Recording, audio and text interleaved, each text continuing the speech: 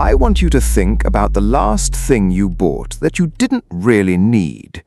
Not a big purchase, something small, something you clicked on at 11 p.m., something you picked up at the checkout you didn't plan for, something that seemed essential in the moment and irrelevant about 3 days later.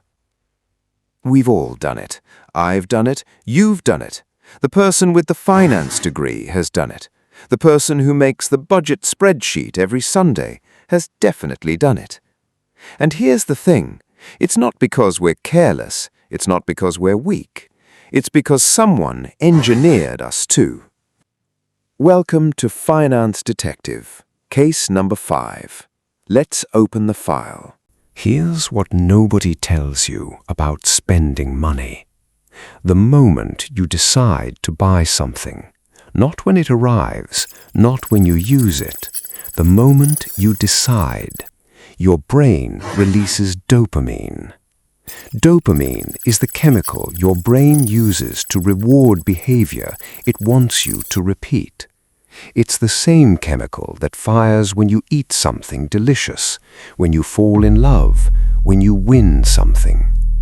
Studies show the dopamine surge from anticipating a purchase is often stronger than the surge from the purchase itself, which is why the out for delivery notification feels so good, which is why adding something to your cart, even without buying it, provides a small but real sense of relief.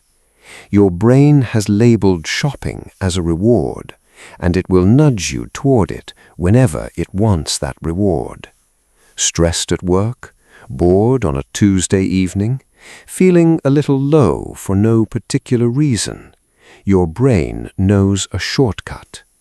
Research from 2016 found people are significantly more likely to spend on non-essentials when they are stressed, because buying creates a feeling of control when everything else feels out of control. So the next time you find yourself browsing at midnight for something you absolutely did not need 3 hours ago, that's not a character flaw, that's a chemical response, and it's being triggered deliberately. Because here is what that chemical response runs into every time you open your phone.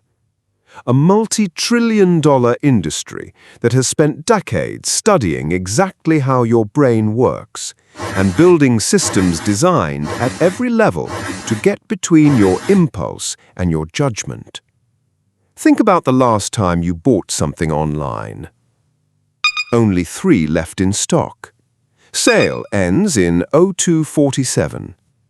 Customers who viewed this also bought. Free shipping if you spend just £8 more. None of that is accidental. Every single one of those prompts has been A/B tested on millions of users to find the exact wording that produces the maximum number of purchases. The scarcity prompt, only 3 left, triggers loss aversion. The countdown timer triggers urgency, the fear of missing a deal. The spend £8 more prompt is specifically designed to make an irrational purchase feel like a rational decision. And then there's the deepest trick of all. They're not selling you a product. They're selling you a version of yourself. The running shoes don't sell you rubber and foam. They sell you the feeling of being the kind of person who runs. The premium coffee doesn't sell you caffeine. It sells you the feeling of someone who has good taste. The new phone doesn't sell you a camera and a screen. It sells you the feeling of not being left behind.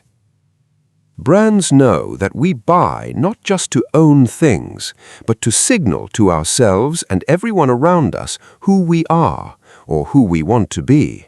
And that is a far more powerful purchase trigger than any discount or countdown timer. Now, I'm not here to tell you to stop spending.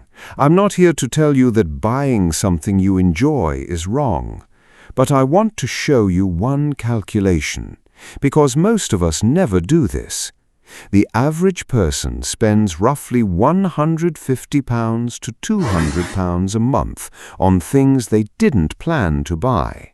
Impulse purchases, small treats, subscriptions barely used, things that felt necessary in the moment and invisible 3 weeks later. £150 a month is £1,800 a year. Invested at a 7% annual return over 20 years, that is over £90,000. Not from a raise, not from a windfall, from redirecting money that is currently disappearing into things you cannot name if someone asked you right now. What did you spend £30 on last Tuesday? The problem with impulse spending isn't any single purchase, it's the compounding invisibility of all of them together. You can't fix what you can't see, and most of us have never really looked. So here are 3 tools, simple ones, not a 40-step program, not a complete lifestyle overhaul. 3 things you can use starting today. The first one, the 24-hour rule. Before buying anything that isn't planned, wait 24 hours. Put it in the cart, leave it there, come back tomorrow.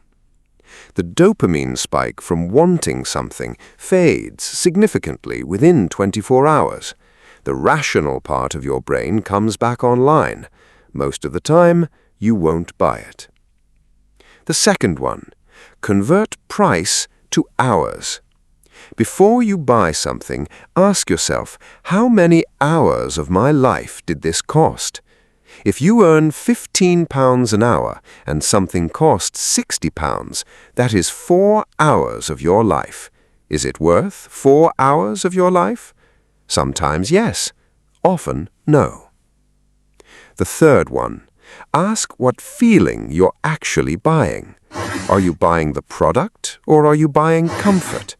Are you buying the thing or are you buying relief from stress, from boredom, from loneliness? Because if it's the feeling you need, the product will not deliver it, not for long. The dopamine fades, the feeling returns, and the cycle starts again. Here is the truth that this case file is really about. Every unnecessary purchase is a small trade.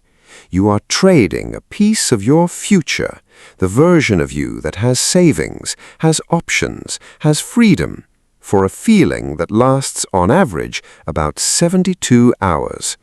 That's not a judgment, that's neuroscience. The high fades, it always fades, and when it does, the money is still gone. But here's what doesn't fade.